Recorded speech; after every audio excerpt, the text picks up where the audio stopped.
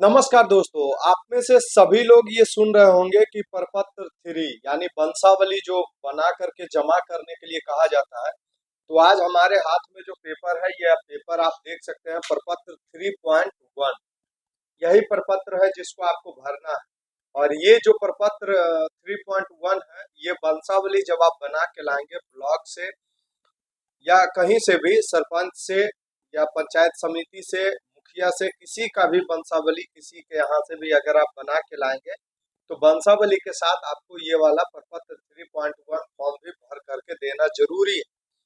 और होता क्या है कि बहुत सारे लोगों ने ये फॉर्म भरा है, तो बहुत सारे लोगों का फॉर्म जो है रिजेक्ट हो गया है। रिजेक्ट होने का कारण ये है कि कई लोग समझ नहीं पाते हैं कि इतने सारे कॉलम हैं और इतने सारे कॉलम में क्या क्या भरना है और क्या किस कॉलम में सही क्या रहेगा और गलत क्या रहेगा, इसके बारे में हम आपको बताते हैं।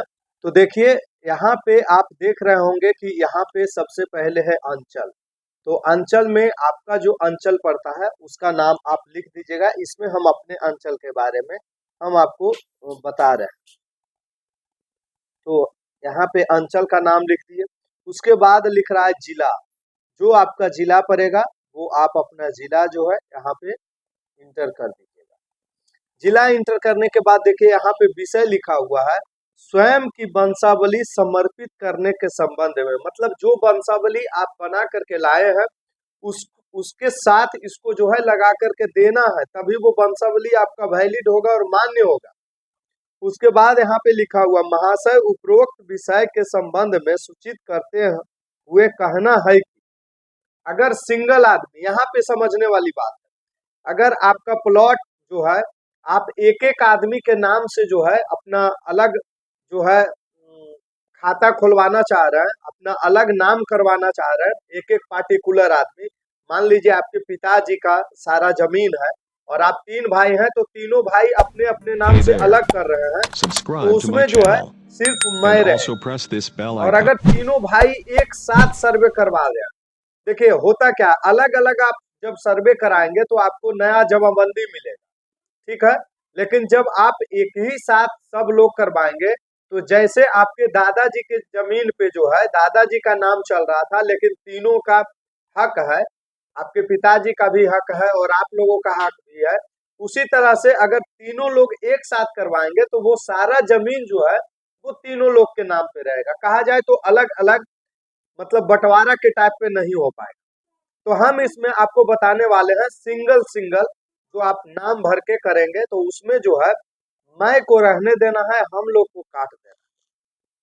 उसके बाद यहाँ पे क्या लिख रहा है, श्री और श्रीमती। तो जब पुरुष है अगर आप, तो श्रीमती को काट देना है। तो हम अपना नाम से ही यहाँ पे इंटर करेंगे।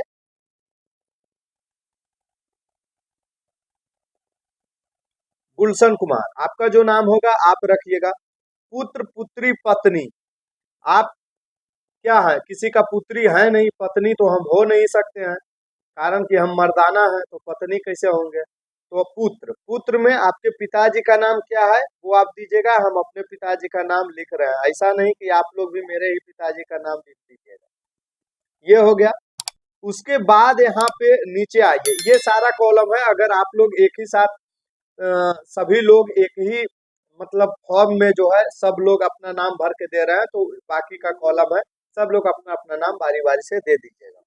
उसके बाद यहाँ पे लिख रहा है निवासी।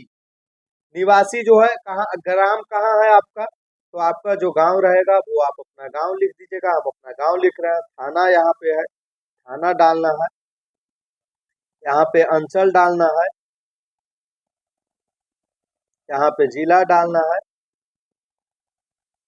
और यहाँ पे जाति डालना है। हम भूमिहार हैं तो भूमिहार डाल रहे हैं, आप जो जाति से बिलोंग करते हैं वो डालिएगा। उसके बाद लिख रहा है ने भूमि जिसका विवरण आवेदन के साथ संलग्न प्रपत्र 2 में अंकित है।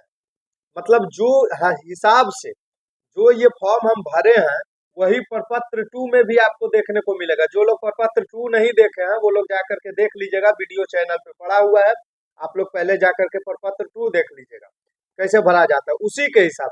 मतलब जो विवरण आप यहाँ पे लिख रहा है कि जो विवरण आप प्रपत्र 2 में डाले हैं वही विवरण इसमें भी मैच करना चाहिए।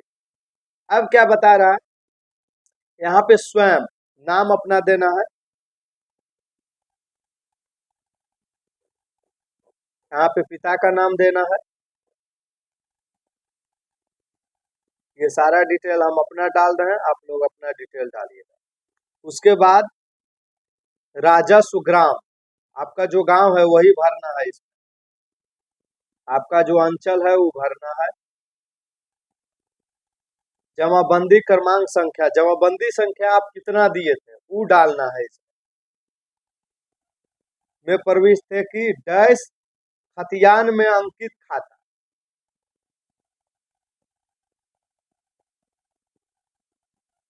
पुराने खतियान, जिनके पास नया खतियान तो किसी का नहीं होगा, पुराने खतियान में अंकित खाता संख्या, जो खाता संख्या आप डाले हैं वो यहाँ पे आप डाल दीजिएगा। 218, 213, 205, ये बस हम समझाने के लिए आपको कर रहे हैं। खाता संख्या,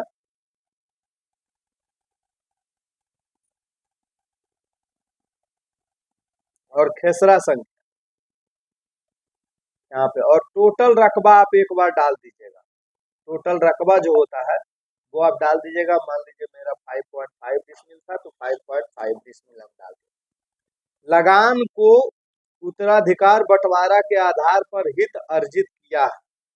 लगान आप जो भरे हैं उसका आप दे दीजिएगा, लगान आप क्या भर रहे हैं, हम यहाँ पे इसको 0 छोड़ते हैं, आपका जो लगान होगा वो देख के आप भर लीजिएगा। तो यहाँ पे देखिए, ये जो है ये सही तरीका है प्रपत्र 3 भरने का। इस तरीके से अगर आप प्रपत्र 3 भरते हैं तो आपका प्रपत्र 3 ना ही रिजेक्ट होगा और ना ही आपको कोई इशू आएगा, आपका सारा जो डिटेल है वो आपका जो है यहाँ पे हो जाएगा। उसके बाद यहाँ पे लिख रहा है याचिकाकर्ता का हस्ताक्षर, यहाँ पे आप अपना जो है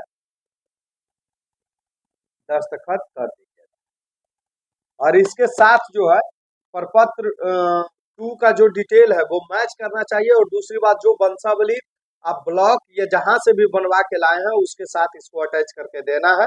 तो ये प्रपत्र 3 भरने का तरीका है। आगे हम आपको बताएंगे कि आप जो है वंशावली कैसे बनाएंगे, उसका ये देखिए फॉर्म है, आगे के वीडियो में हम आपको दिखाएंगे।